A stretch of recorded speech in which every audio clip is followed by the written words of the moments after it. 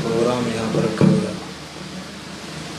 वो सरकार इमाम अली इब्न मूसा रज़ा अलैहिस्सलाम की विलादत बासादत के जश्न के उन्वान से है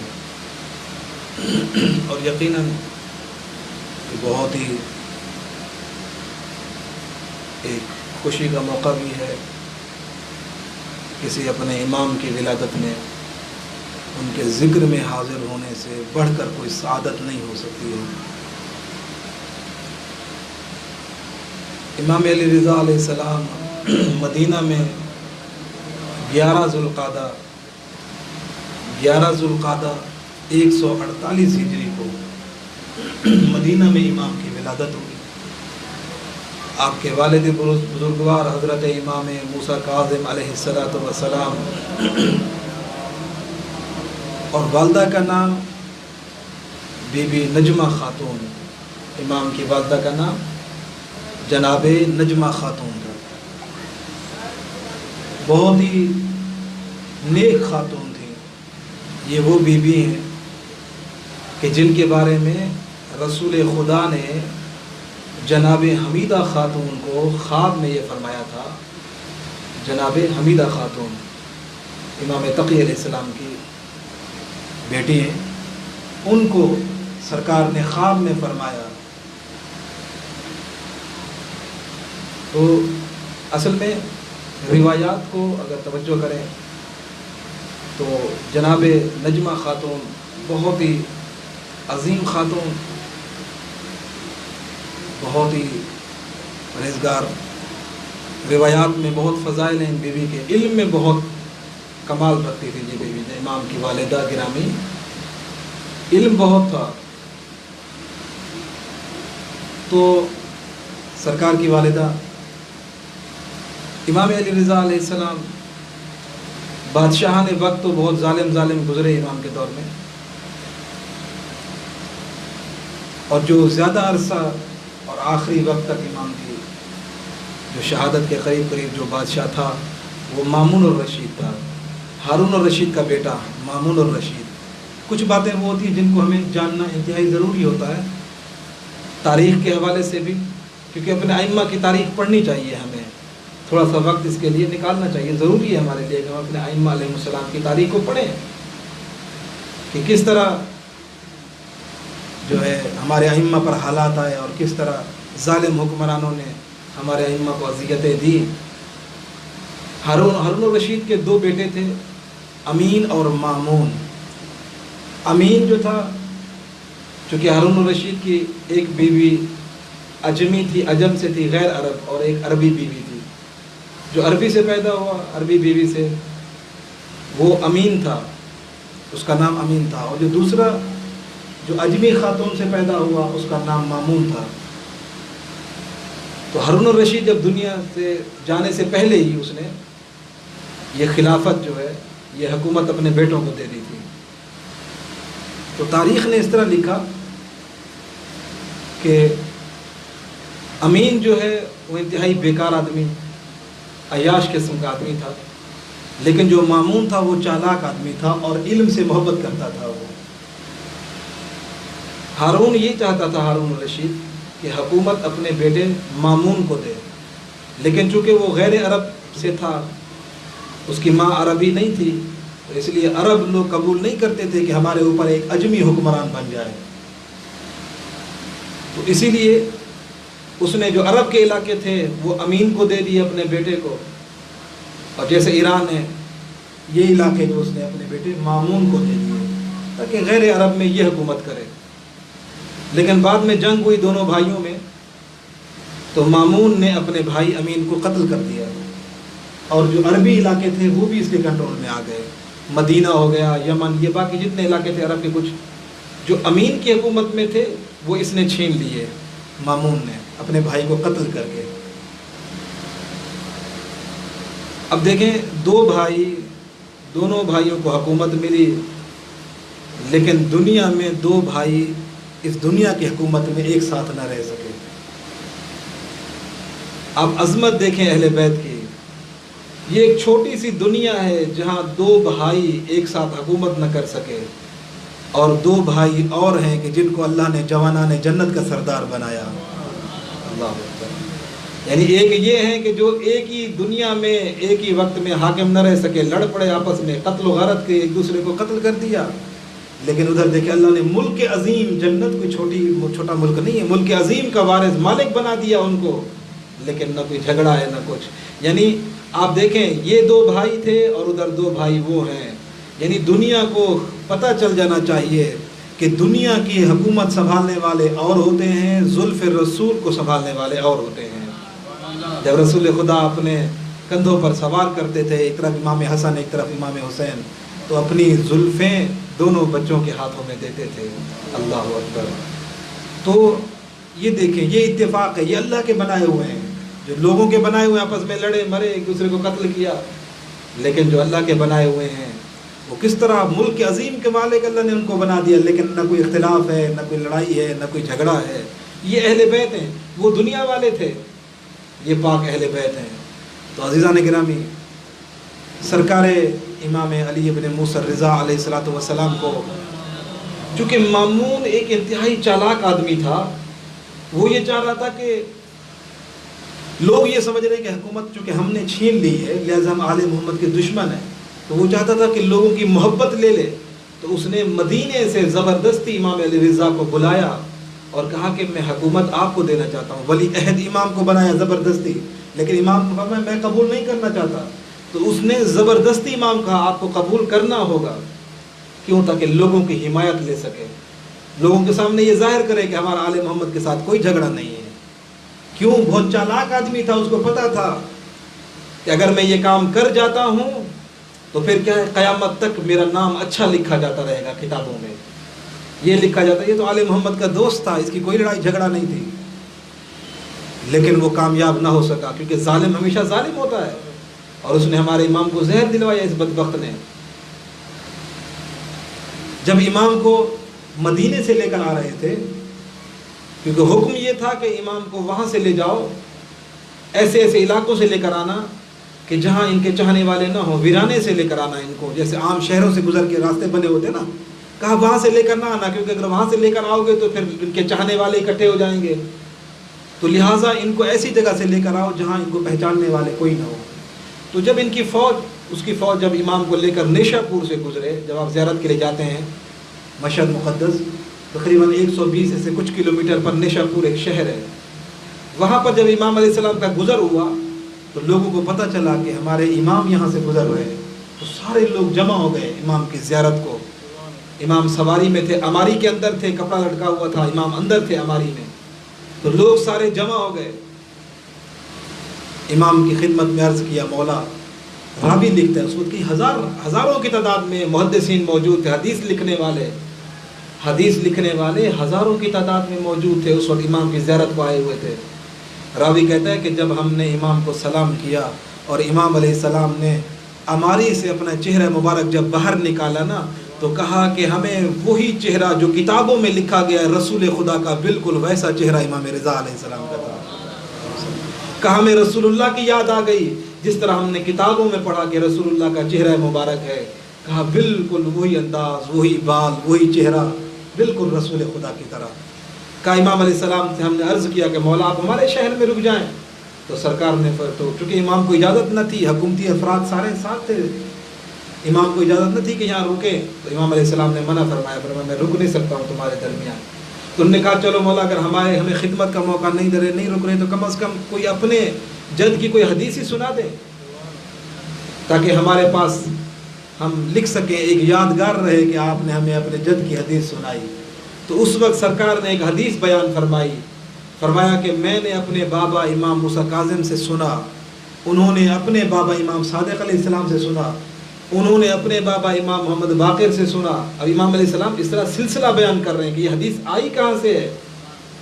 کہا کہ انہوں نے اپنے بابا امام زین العابدین سے سنا، انہوں نے اپنے بابا امام حسین علیہ السلام سے سنا، انہوں نے اپنے بابا مولا کائنات سے سنا، انہوں نے رسول خدا نے جبرائیل سے، اور جبرائیل نے اللہ سے سن کر یہ پیغام پہنچایا کہ اللہ کہہ رہا ہے کلمۃ لا الہ الا اللہ حصنی فمن دخل حصنی آمن من عذابی، کہ اللہ یہ کہہ رہا ہے کہ کلمہ لا الہ الا اللہ میرا مضبوط قلعہ ہے، جو کلمہ لا الہ الا اللہ پڑھ لے گا، اس پر ایمان رکھے گا، وہ میرے مضبوط قلعے میں داخل ہو جائے گا اور مجھے اللہ کے عذاب سے بچ جائے گا۔ کلمہ لا الہ الا اللہ کلمہ توحید ہے، لا الہ الا اللہ یعنی کلمہ توحید۔ اللہ نے کہا جو اس کلمے کا اعتقاد رکھے گا، جو لا الہ الا اللہ پڑھے گا، وہ میرے عذاب سے بچ جائے گا، یعنی وہ جہنم سے بچ جائے گا، جو بھی لا الہ الا اللہ پڑھے گا۔ امام نے یہ حدیث ارشاد فرمائی، انہوں نے لکھا، حدیث لکھنے کے بعد امام کی سواری تھوڑا چلی، جب چلی تو جتنے محدثین تھے خوش ہوئے کہ اچھا کلمہ لا الہ الا اللہ پڑھنے سے جنت مل جائے گی، ہم خدا کے عذاب سے بچ جائیں گے صرف لا الہ الا اللہ پڑھنے سے۔ سبحان اللہ، ابھی آپس میں باتیں کر رہے تھے کہ امام کی سواری پھر رک گئی۔ جب امام کی سواری رکی تو امام علیہ السلام نے پھر چہرہ مبارک اماری سے باہر نکالا اور فرمایا کہ نہیں، فقط کلمہ لا الہ الا اللہ تمہیں فائدہ نہیں، بشرطہا و شروطہا، فرمایا اس کلمہ توحید کی شرطیں ہیں، وانا من شروطہا، فرمایا مجھ علی ابن موسیٰ الرضا کی محبت کلمہ توحید کی شرط ہے۔ فرمایا جب تک میری محبت اور میری ولایت کا اقرار نہیں کرو گے اس وقت تک کلمہ توحید بھی فائدہ نہیں دے گا۔ سبحان اللہ، یعنی آپ دیکھ رہے ہیں کلمہ توحید اللہ کی وحدانیت کی گواہی، انسان کلمہ توحید لاکھ پڑھتا رہے لیکن جب تک آل محمد کی ولایت کا اقرار نہیں کرے گا کلمہ توحید بھی فائدہ نہیں دے گا۔ محمد آل محمد بلند کر صلی یہ عظمت اہل بیت ہے کہ اللہ نے ان کی محبت کو توحید کے کلمے کی شرط قرار دیا ہے۔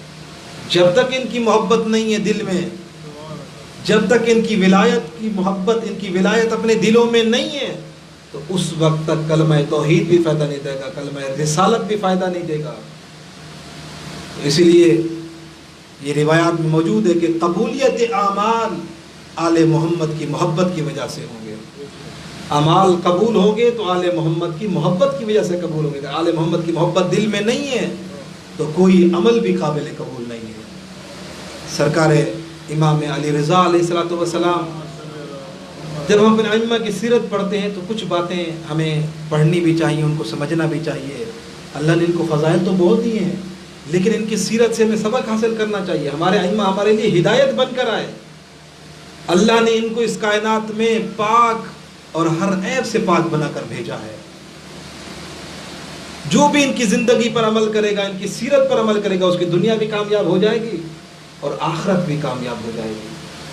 سرکار نے ارشاد فرمایا، 8ویں امام علی رضا علیہ السلام، اب دیکھیں امام کی عظمت اتنی ہے کہ سرکار نے ارشاد فرمایا کہ دیکھو ہمارے شیعوں کی گردن پر ہمارا ایک حق ہے، یعنی امام کا حق ان کے چاہنے والوں کی گردن پر، فرمایا ہمارے چاہنے والوں کی گردن پر ہم آل محمد کا حق ہے، اماموں کا حق ہے۔ وہ حق کیا ہے؟ فرمایا ان پر ہمارا حق یہ ہے کہ وہ ہماری زیارت کو آئیں، یعنی یہ حق ہے ہمارے معصومین کا، ہمارے اوپر حق ہے۔ فرمایا جو ہمیں چاہنے والے ہیں ان پر حق ہے کہ وہ زندگی میں کم سے کم ایک مرتبہ ہماری زیارت کو ضرور آئیں۔ فرمایا جب وہ ہماری زیارت کو آئیں گے تو قیامت کے دن ہم ان کی شفاعت کریں گے۔ اس لیے کوشش کریں اپنے خرچ اخراجات ایسے بنائیں کہ کچھ پیسے بچائیں، ائمہ کی زیارت کو جائیں۔ روایات میں ملتا ہے کہ جو شخص مال ہونے کے باوجود یعنی جا سکتا ہے، سفر کے اخراجات بھی ہیں، لیکن اگر امام حسین علیہ السلام کی زیارت نہ کی تو جب مرے گا تو ناقص الایمان ہو کر مرے گا، ایمان مکمل نہیں ہوگا، یعنی ناقص الایمان ہو کر مرے گا اگر اس نے امام حسین علیہ السلام کی زیارت کو نہیں گیا ہو تو۔ اس لیے ائمہ کا حق ہے ہمارے اوپر کہ ہم ان کی زیارت کو جائیں۔ سرکار کا ارشاد گرامی، فرمایا جب بھی میرا زائر اس دنیا سے جائے گا، یعنی موت حق ہے، فرمایا جب بھی میرا زائر اس دنیا سے رخصت ہوگا تو میں اس سے وعدہ کرتا ہوں جو میری زیارت کو آئے گا میں 3 مشکل مقامات پر مرنے کے بعد اس کی زیارت کو آؤں گا۔ سبحان اللہ، کتنی بڑی عزت امام دے رہے ہیں اپنے زائر کو۔ امام رضا علیہ السلام نے وعدہ کیا ہے، ضامن، فرمایا میں وعدہ کرتا ہوں اس سے کہ جو بھی میری زیارت کو آئے گا مرنے کے بعد 3 مقامات پر میں اس کی زیارت کو آؤں گا، اس کی مشکل کو آسان کروں گا۔ دیکھیں 3 مقامات جو ابھی میں آپ خدمت میں عرض کرتا ہوں وہ بہت ہی مشکل ہیں مرنے کے بعد. امام فرماتے ہیں ان 3 مقامات پر میں اس کے پاس آؤں گا. سب سے پہلا مقام فرمایا قبر میں جب منکر و نکیر سوال کریں گے یہ بہت مشکل وقت ہوگا. فرمایا اس وقت میں اپنے زائر کی مدد کو آؤں گا. سبحان اللہ. بتائیں جس کی قبر میں امام علی رضا آ جائیں وہ قبر کتنی عظیم اور کتنی روشن ہو جائے گی. کیا اس قبر میں پھر عذاب پروردگار ہوگا؟ نہیں. کوشش کریں امام رضا کی زیارت کی کوشش کریں, امام رضا کی زیارت کو جائیں. فرمایا جب منکر نکیر قبر میں آئیں گے, روایات کہتی ہیں بہت سخت مرحلہ ہوتا ہے جب منکر نکیر آتے ہیں, بہت خوفناک منظر ہوتا ہے قبر میں جب منکر و نکیر آتے ہیں سوال کرنے کے لیے. تو اس وقت ادھر منکر نکیر آئیں گے, ادھر اپنے زائر کے پاس امام علی رضا علیہ السلام تشریف لے آئیں گے اور مدد کریں گے اپنے زائر کی. دوسرا مقام فرمایا جب نامہ اعمال ہاتھ میں دیا جائے گا, قیامت والے دن جب نامہ اعمال ہاتھ میں دیا جائے گا تو بہت سخت مرحلہ ہوگا, کیونکہ انسان جب اپنے نامہ اعمال کو دیکھے گا گناہوں سے بھرا ہوا وہ بہت پریشان ہوگا, کیونکہ سامنے نظر آ رہا ہوگا کہ میرا انجام کیا ہے. فرمایا میں اپنے زائر کے پاس اس وقت اس کی مدد کرنے کو آؤں گا. اللہ اکبر. یعنی جب انسان اپنے اعمال سے پریشان ہوگا, نفس نفسی کا عالم ہوگا, ہر شخص پریشان ہوگا, سرکار امام رضا علیہ السلام اس وقت تشریف لائیں گے, اپنے زائر کی مدد کریں گے. فرمایا تیسرا مقام جو مشکل ہے جب پل صراط سے گزر ہوگا. پل صراط روایات میں ہے کہ بال سے زیادہ باریک اور تلوار سے زیادہ تیز, یعنی اتنی سخت, اور یہ بہت مشکل مرحلہ ہوگا. فرمایا جب یہاں سے گزرنا ہوگا تو اس وقت کہ جب لوگ جہنم میں گر رہے ہوں گے اس کے اوپر سے گزر کر, فرماتے ہیں میں اپنے زائر کی مدد کو آؤں گا. سبحان اللہ. مرنے کے بعد قیامت میں جب اپنا کوئی ساتھ نہیں دے گا, اپنا کوئی مدد کو نہیں آئے گا, اس وقت اتنے مشکل مقامات پر. اچھا مرنے کے بعد قیامت والے دن ایسا مرحلہ ہے, قرآن نے ایک منظر کشی کی ہے. کہا جب قیامت کا دن ہوگا تو باپ اور ماں اپنی اولاد سے بھاگیں گے, اولاد اپنے ماں باپ سے بھاگیں گے. کہیں ہمارا ان سے کوئی ہر ایک کو اپنے عمل کی پڑی ہوئی ہوگی, یعنی کوئی کسی کے بارے میں نہیں سوچے گا. آج ماں باپ اولاد کے بغیر ان کی تکلیف برداشت نہیں ہوتی, لیکن جب قیامت کا دن ہوگا ماں باپ کو اپنی پڑی ہوگی, وہ کہیں گے نہیں ہمارا اس سے کوئی تعلق نہیں ہے, ہم بچ جائیں کسی طریقے سے. اولاد کہے گی ہمارے ماں باپ بچے نہ بچے لیکن ہم بچ جائیں خدا کے عذاب سے. یعنی ہر ایک کو اپنی فکر ہوگی, ہر ایک. قرآن کہتے ہیں یوم یفر المرء من اخیہ, اس دن ہر کوئی اپنے بہن بھائی اپنے سے جدا ہو جائے, ہر ایک دوسرے سے بھاگے گا, ڈرے گا کہ کہیں میری جان چھوٹ جائے. ہر کوئی یہ کہے گا کہ اللہ میرے بدلے میں میرے بھائی کو لے لے لیکن اس کے بدلے مجھے معاف کر دے. یعنی یہ عالم ہوگا اس وقت, ہر بندہ پریشان. امام رضا اپنے زائر کی مدد کو آئیں گے. دعا ہے اللہ رب العزت جو لوگ زیارت کر چکے ہیں اللہ ان کی زیارت قبول کرے, اور جو زیارت پہ نہیں جا سکے اللہ رب العزت انہیں یہ زیارت نصیب فرمائے. اور ایک فرمان اور سنتے جائیں امام کا اپنے چاہنے والوں کے لیے. فرمایا جو کسی مومن بھائی کی مدد کرے گا, کوئی مومن بھائی تکلیف میں ہے, کوئی آپ کے پاس کوئی حاجت لے کر آیا, کوئی پریشانی میں آپ کے پاس آیا, فرمایا جو کسی مومن بھائی کی مدد کرے گا اللہ قیامت والے دن اس کے دل کو خوش کر دے گا. سبحان اللہ. ایک مومن بھائی کی مدد کرنا, جب بھی کوئی مومن بھائی آئے تو اس کی مدد کرنا چاہیے.